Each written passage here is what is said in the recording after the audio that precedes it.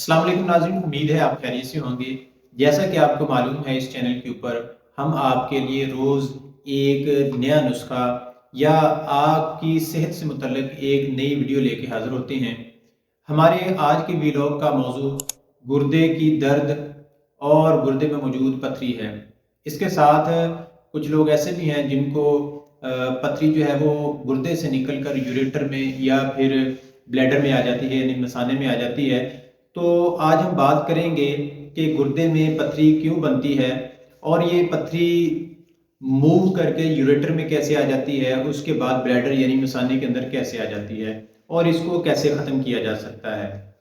सबसे पहले याद रखें कि अगर आप चाहते हैं कि आपके गुर्दे के अंदर अगर पथरी ना बने तो आपको फिर ज़्यादा पानी पीना होगा। हाँ जी, अगर आप ज़्यादा पानी पिएंगे तो आपके जिस्म के अंदर जो साल्ट्स हैं वो पानी के अंदर हल होके आपके जिस्म से निकल जाएंगे। और अगर आप पानी कम पिएंगे या पानी पिएंगे ही नहीं 2-2 3-3 दिन, कुछ लोग ऐसे भी होते हैं जो सिर्फ खाने के वक्त पानी पीते हैं। हालांकि कहा जाता है कि डेली आपने 6 से 7 गिलास पानी पीने हैं। हम क्या करते हैं, जब हमने खाना खाना है, सर्दी का मौसम है, तो खाना खाने से पहले हम कोई आधा गिलास पानी पी लेते हैं। और बाज़ बात ऐसा भी होता है कि जब मरीज को दवाई दी जाती है तो मरीज सिर्फ उतना ही पानी पीता है जितना पानी पीने से दवाई जो है वो हलक से नीचे उतर जाए। तो इस वजह से जो एक्स्ट्रा साल्ट्स होते हैं, कैल्शियम ऑक्सलेट वगैरह, वो गुर्दे के अंदर ही जमा होते रहते हैं। आहिस्ता आहिस्ता आहिस्ता वो एक बड़ा पत्थर बन जाते हैं जिसको गुर्दे की पथरी कहा जाता है।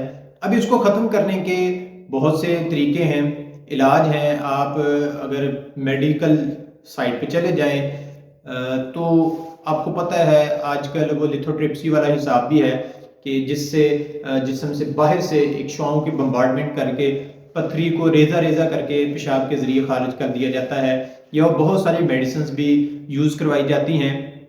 अब बहुत सारे मरीज ऐसे भी हैं जो बेचारे मेडिसिन खा खा के थक गए हैं। अब ये दर्द इस तरह का होता है कि मरीज को जब ये दर्द होता है तो वो उसकी सोच ये होती है कि जान निकलती है तो निकल जाए, ये दर्द खत्म हो जाए, इतना शदीद दर्द होता है। और आपने अमूमन देखा होगा कि ये दर्द होता भी रात के पिछले पहर है, जब कोई डॉक्टर मिलता ही नहीं है। तो अगर आप इस बीमारी से बचना चाहते हैं, इस हालत से बचना चाहते हैं, तो फिर आपके लिए एक दरख्वास्त है हमारी कि आप पानी ज़्यादा पिएं और ऐसी खुराक खाएं जिसमें कैल्शियम ऑक्सलेट कम हो। अब आपने एहतियात कर ली, एहतियात करने के बावजूद भी अगर पथरी बन गई तो हल्की फुल्की आप ग़िज़ाएँ खाएं, ठीक है। उसके बाद आप कहवा पीना शुरू कर दें। बहुत सादा सा ये कहवा है, आसानी से मिल जाने वाली चीज़ें हैं। अगर आपको थोड़ी सी पथरी है, छोटी सी पथरी है, तो इससे निकल जाएगी। 2-3 तरीके हैं जो मैं बताऊंगा। एक तरीका तो ये है, जो भट्टा होता है, छल्ली जिसको कहते हैं मकई की, उसके जो बाल होते हैं वो आपने क्या करना है, वो कोई 2-4-5 ग्राम ले लें, उसको 2-3 कप पानी में डाल दें, अच्छी तरह उबालें। जब पानी 1 कप रह जाए तो वो पी लें। कुछ दिन के इस्तेमाल के बाद जो छोटे छोटे रेजे होंगे, पथरी के जर्रात होंगे, वो निकल जाएंगे।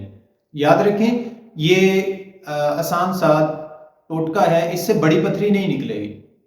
हाँ, अगर छोटे रेजे हैं तो वो निकल जाएंगे कुछ दिन के इस्तेमाल से। ये एक पहला तरीका है।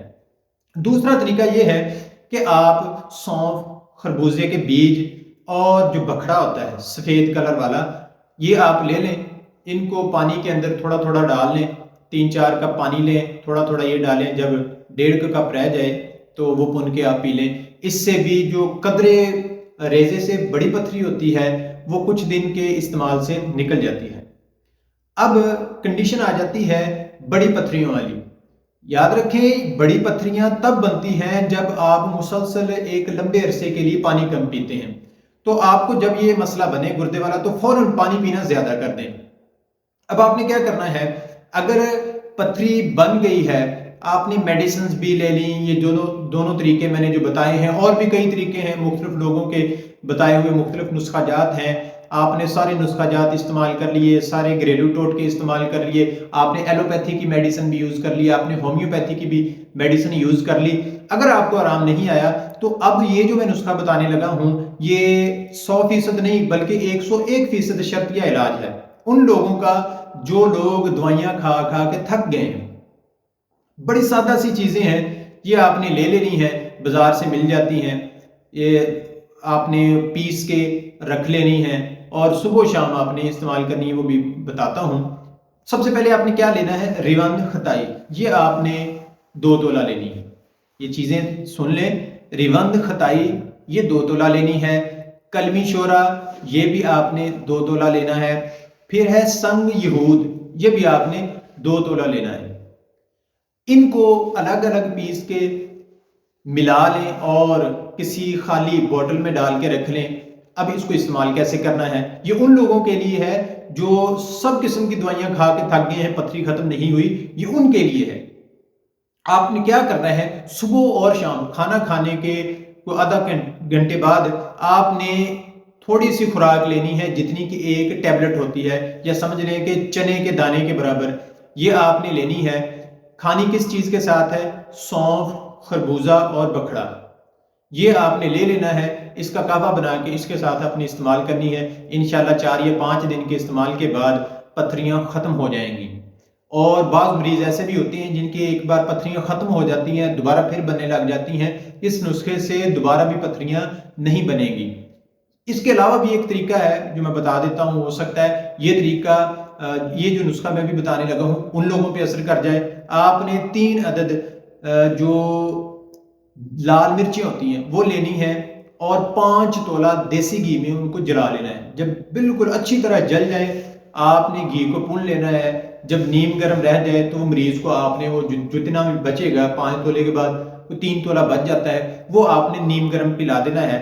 3-4 दफा पिलाने के बाद पथरियां निकल जाएंगी। दोस्तों उम्मीद है हमारी ये वीडियो भी आपको बड़ी पसंद आई होगी। अगर आप मजीद ऐसे नुस्खा जानना चाहते हैं तो आपसे गुजारिश है हमारे चैनल को सब्सक्राइब कर लें। मिलते हैं अगली शानदार वीडियो में, तब तक के लिए अल्लाह हाफिज।